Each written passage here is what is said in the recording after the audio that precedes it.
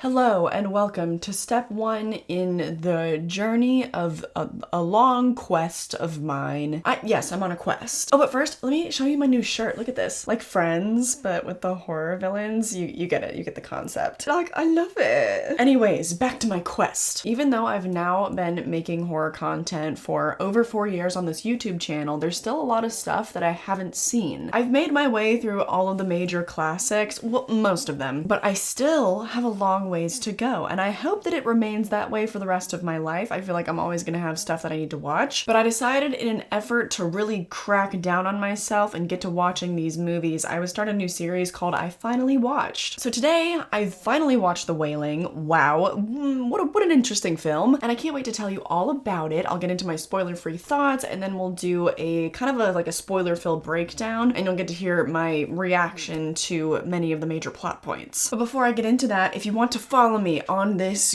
grand journey, then all you have to do is click subscribe. Also, by doing that though, I have to read out the fine print for you. You then do become one of Satan's little helpers, because I don't know if anybody told you, but I am the Antichrist. I am Satan's favorite daughter. So in joining this channel, you join our cult, but it's not a big deal. It's not weird. We're all very chill. We're fun. We just like to talk about horror movies. Also click the like button and the notification bell. That way you never miss our next meeting. Okay, so The Wailing. Why is this movie part of this series that I'm doing? It was a movie that had been in my consciousness for the last few years because somebody sent it to me on DVD, I think around Christmas time of 2020. Let me grab it. Let me grab it. And it looks rad. I really like the poster. I think that it looks super legit. Although judging by the look of it and because I have it on DVD, I thought initially that it was an early 2000s horror movie. In which case, I don't know why I didn't watch it sooner because I love the early 2000s, but that was when I first heard about it. And then over the years, as I've gotten recommendations from people in my comments and stuff, this one comes up over and over because whenever I talk about wanting to watch more international horror, it's one of the first ones that comes up. The other day, we were having this wonderful rainy weather. I say wonderful because I live in Los Angeles. We're in the desert, and so the dreariness and the fogginess, it's kind of hard to come by until the springtime when our infrastructure really shows its bones and the freeways flood and we lose power. But anyway, it was a wonderful rainy day. It was not only cloudy but very foggy. The atmosphere, it was ripe for a very wet, rainy horror movie. So I was thinking, do I rewatch The Ring for the millionth time? No, let me choose something else. I didn't even know what this movie was about, let alone that it was such a rainy weather movie. It ended up being perfect. There is so much rain, especially in the first act of this movie. Very often, the characters are covered in rain and blood and mud. It's great. I just had a feeling about it. Call it my intuition. But also, back to its critical acclaim, I had looked up some things about it here and there, and for example, it has a 99% on Rotten Tomatoes, I think with over 80 reviews, which Rotten Tomatoes,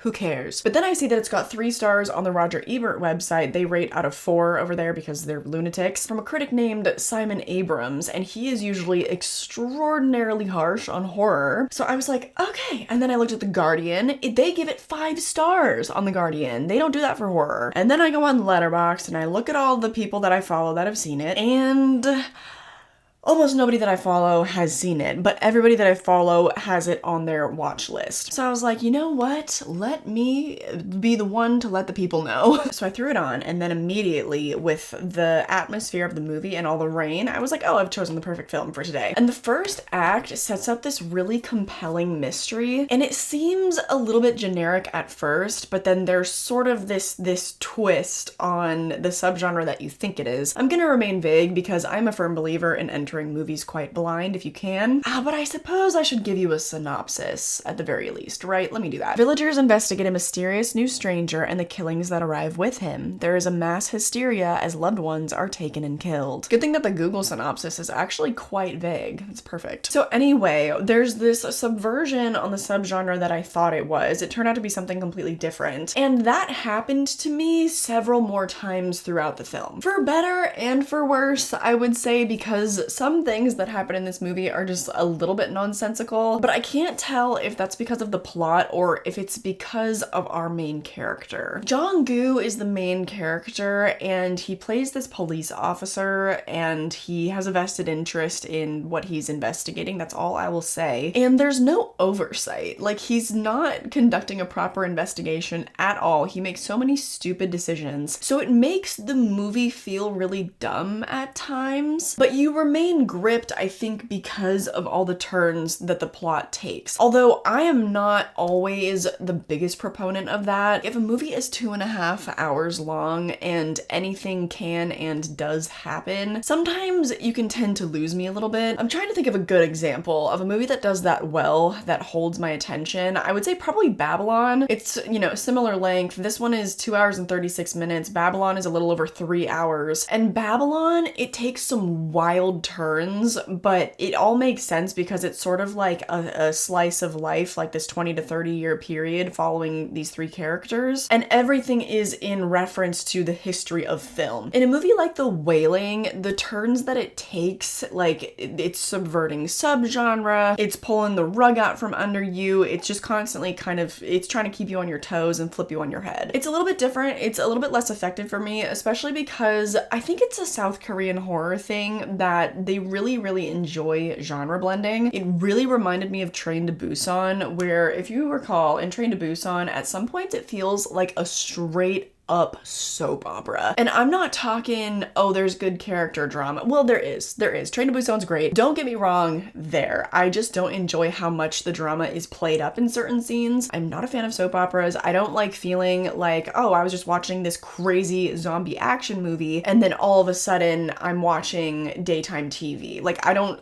enjoy that. There weren't any soap opera turns in The Wailing, but for a very serious film, there were, I think, 1 or 2 scenes that just became straight up comedy. And I like comedy in my horror movies. I love it even. I love a good dark comedy. But I like when it's used in a serious film very sparingly, like maybe you have a joke in a scene. I don't really want a whole scene where it feels like just tonally a completely different film. At least not in terms of genre. In terms of style, like, you know, when you have Evil Dead and all of a sudden by the time you get to the second act, the camera has been just fully liberated and it's whipping around and crazy stuff's happening. That's not what I'm talking about. I think also after a certain point, it just gets a little bit tiring because I don't know that this is one that you can really just turn off your brain to consume. There are a good amount of characters to keep track of, and maybe it would be for the best if you weren't paying too close attention, because otherwise I think you might be questioning certain side characters and like, oh, well, why aren't they there? Why didn't they say something here? Why? So I don't know. I guess do whatever you will. I just think that the subgenre whiplash that you experience in this movie is gonna be really down to your taste, whether or not you enjoy that. I like having the rug pulled out from under me as much as the next guy. One of my favorite movies of 2022 was Barbarian, if that tells you anything. But in this movie, it felt a little bit messy to me, just a little bit. But I think those are all my negatives, really. I just wasn't super duper rooting for our main character. I had a hard time suspending my disbelief just because there was absolutely no oversight with what he was doing. And also, I just felt like there were some logic slip-ups in terms of the choices that he made. I'm like, wouldn't your character have done... Okay, whatever. But as far as the positives go, even when it would flip the genre, everything was done well. Regardless of whatever tone they were going for, I felt like it was shot very cinematically. I think that each individual scene was really, really gripping, even though I wasn't a huge fan of how they were all strung together. Would have been a little bit more gripping if our main character wasn't such a dunce, but what are you gonna do? I really enjoyed the ending of the movie. I don't know that this movie really needs a 2.5 hour runtime, but I don't think that I could say that I was ever bored. I did feel like it was maybe a little slow at times, but I don't think I could say I was bored. There was definitely a lot going on in this movie. The ending left me more or less satisfied. I did see people reacting to it like it was one of the most shocking things ever, that this long build up to this ending was so just more than worth it. I didn't really feel that way, but also I watch so many movies. I watch so much horror. It's kind of hard to get me in that way. So I don't know if that's the movie's fault. Overall for me, it ended up being a 3-star film, a 3 out of 5. I'm not Roger Ebert. I'm not a weirdo. But I think that quality wise, it would probably be more like a 3.5, 4-star film. That said, I think that I can confidently recommend this movie, especially if you're trying to get into more international horror. It wouldn't be the first one that I'd recommend. And if you're going for South Korean, I would definitely say Train to Busan. Train to Busan is kind of the gold standard as far as South Korean and zombie movies go, I think. Granted, I haven't seen the remake of Night of the Living Dead, and I've never seen Dawn of the Dead. Those are both going to be part of this series, but The Wailing would probably be the second one that I recommend if you're wanting to check out more South Korean horror. Actually,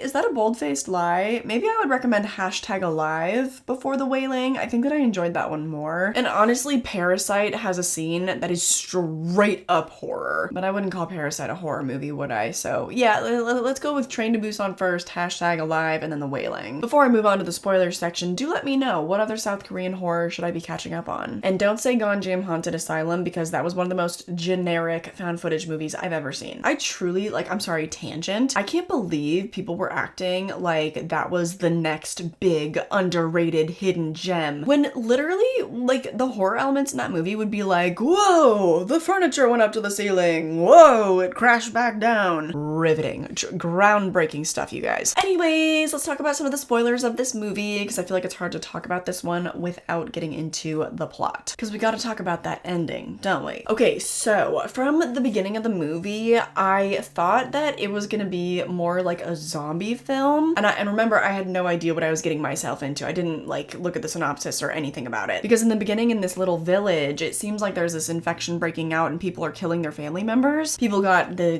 nasty stuff going on with their skin, and it is technically an infection movie, but not in the way that I was thinking. Despite me not really being the biggest fan of zombie movies, South Korea obviously does it really well. Train to Busan, #Alive, was just talking about those. So I actually felt kind of gripped by this opening, because I was like, we've seen the traditional zombie stuff, but both of those movies take place in more metropolitan areas, so I was like, okay, interesting, we're bringing it to a village now. But then it becomes about the investigation of this Japanese man, because Jong-gu gets really hooked on the fact that this stranger has come into town and has brought all these killings with him. I do feel like that's a little bit regressive. I don't know really anything about the geopolitics between South Korea and Japan. Should I know more? Yeah, absolutely, but my American education system has failed me, so we're working with what we've got up here. It just reminded me that Japanese people have been the villains in movies for a very long time post-World War II. Just from an American perspective, I was like, this seems a little regressive, right? And maybe that was intentional. Maybe they're trying to play with me because, well, in 2016, I don't know. What was the consensus around the world in terms of immigration? I honestly don't know. I know that it was very, very bad in the United States, but I'm pretty sure that South Korea's movies would not be reflecting what was going on with our politics. But what do I know? Never been to South Korea. Anyways, okay, I'm getting too hooked on that. Let's reel it in. Let's get back. Hi, I'm editing. I'm just annoyed that I didn't finish my thought there. I thought that maybe they were using it as a way to get us to empathize with this Japanese man, with this immigrant, to just throw us a little further off the scent. That was at least what happened to me. I think that must be the intention, now that I've thought about it a little bit more. But anyway, it was an effective tool in throwing me off the scent. But then when he did actually end up being the villain, that's, I think, why upon my first reflections, I was like, was that kind of regressive? Embarrassingly though, I do have to admit that I did not recognize the Japanese man from the deer carcass scene earlier. And I don't know if I'm supposed to, because he looks so different. And if you are supposed to recognize him, then that's so dumb. Why not keep the mystery alive a little bit longer? It basically spoils the whodunit of it all. But also, I think I would still sympathize with him anyways, because it's like, what if he's being possessed? What if he's not actually the demon itself? That would have been the second place that my mind had gone to if I had actually recognized that it was the same person. It's also really ambiguous whether or not these people are just dreaming that they're seeing him as this demon. So I guess they are still kind of playing with you, even if they're explicitly showing you this man as the demon. again. I still just stand on the fact that they should have left it more ambiguous. One of my favorite scenes that came from this, I think, is when there's this hunter that tells them that the Japanese man had been eating this deer carcass in the forest, and so he takes them out there. Not in terms of the overall movie, because I don't know. I feel like it maybe could have been trimmed, but a really, really good scene though, because he takes them out there. It's very disturbing. Wonderful production design, wonderful atmosphere out in this forest. And like I said, the rain, the mud, the blood, I love it all. But then this hunter, once he has helped these men, he gets struck by lightning when he tries to run away. I get that that's probably attached to the whole demon plot of it all. If you try to reveal the demon to somebody else, then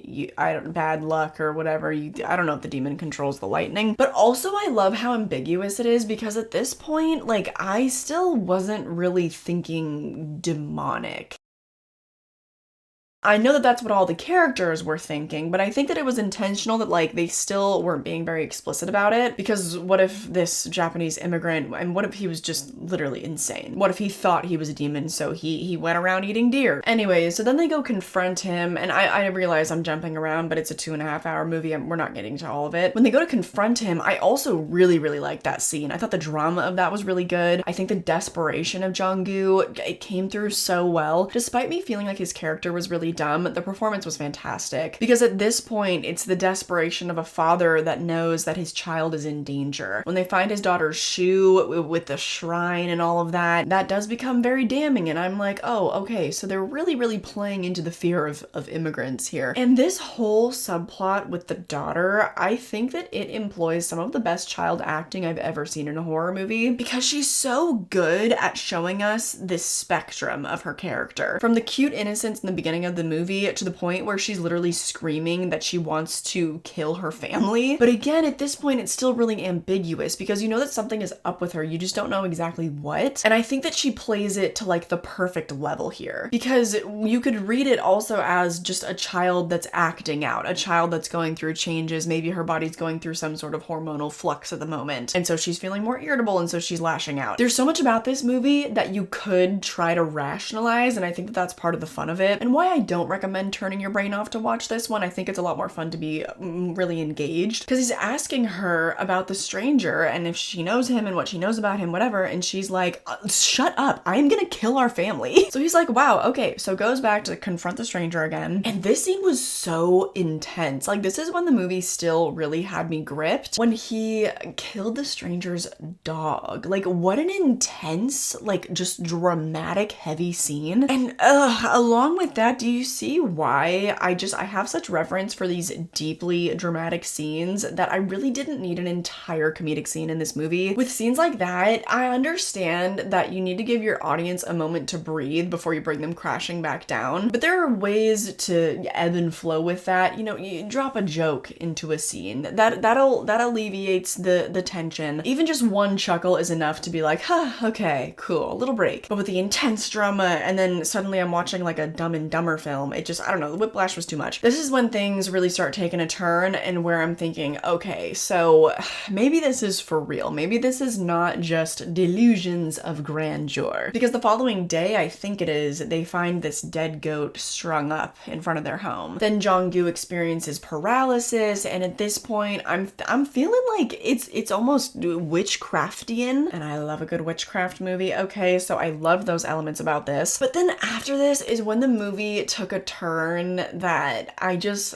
wasn't super on board with. The movie started to lose me a little bit, and I wasn't quite as engaged after this point. They bring in a shaman, and to me, this is very, very similar to whenever a possession movie brings in a priest or whatever to exorcise the demons, because no matter what language, what country, what era it's from, an exorcism movie is a goddamn exorcism movie. So anytime that the chanting starts and the ritual starts and they're trying to get this demon out of this little girl, I was like, yawn. And I'm sorry, I know that's kind of harsh, because the way they do it in this movie, it's a lot more unique. To be fair, I don't know that I'd seen a movie with a shaman brought in rather than a priest. I'm always watching exorcism movies from a very Catholic point of view, which boo, blah. But at a certain point, I think I just get overstimulated. I don't know. It's just loud. And it also doesn't help that in this scene, Jong-gu makes one of the most perplexingly stupid decisions. He stops the ritual, I feel like, right as it's about to truly work, and he decides to take his daughter to the hospital. And like, I understand, because when there's forces at play that you know nothing about and you don't understand, and all you can see in front of you is your daughter just like writhing in pain, and you don't understand the practices that are going on, you are still in denial that there's a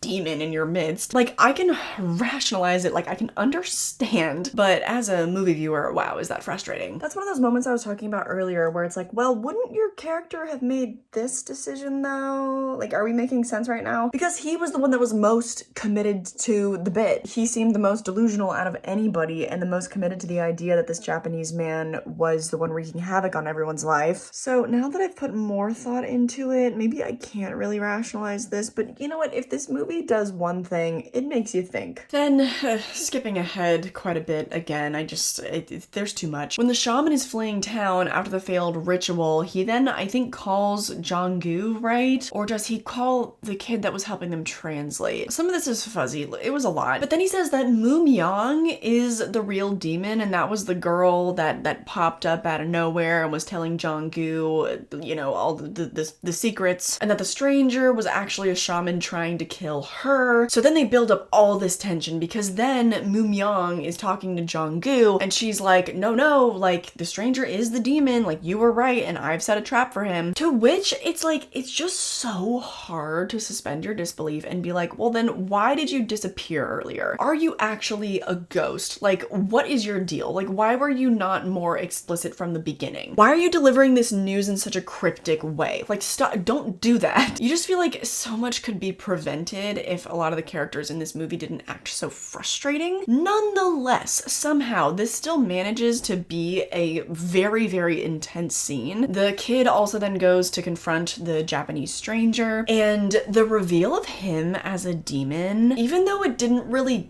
get me. I saw a lot of people describing that as one of the most jaw-dropping scenes, but I'm like, have you been watching the movie? Like, we knew something was going on. Like, you can't act that surprised. Nonetheless, the reveal and the look of him and his dialogue and his laugh, ooh, that was cinema. It was delicious. I know that it works wonders sometimes when a film has a more tragic, ambiguous ending, but when Jong-gu has been dumb for the whole movie, you really are just hoping that this one last time he is not gonna fail his daughter, and lo and behold, he does. But I do understand how, despite the fact that he did not listen to Moon-young, he had a lot of people telling him a lot of different things, and he was doing the best he could with the information he had. It was really frustrating for me, but I can definitely see that working for a lot of people because of what I just said. He was doing his best, but I think that you can tell that I'm just a little bit conflicted by this ending, because I think the filmmaking is so great and the tension built is so great, but I just was left a little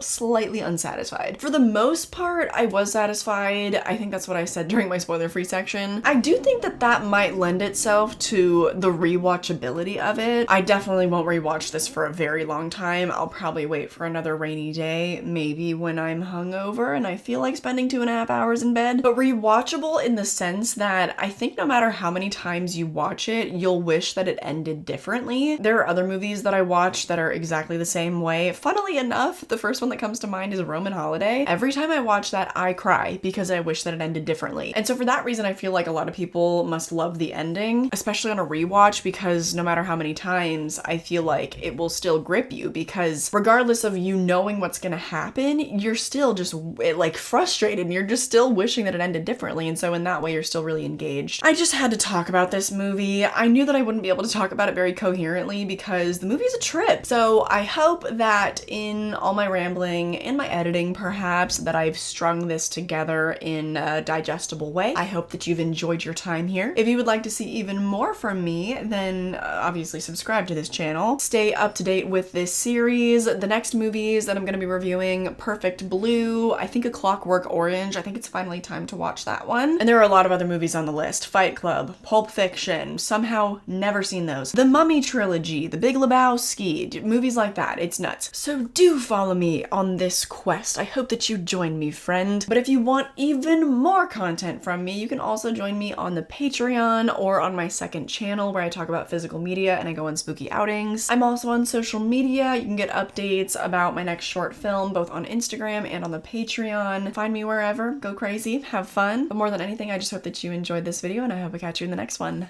Bye!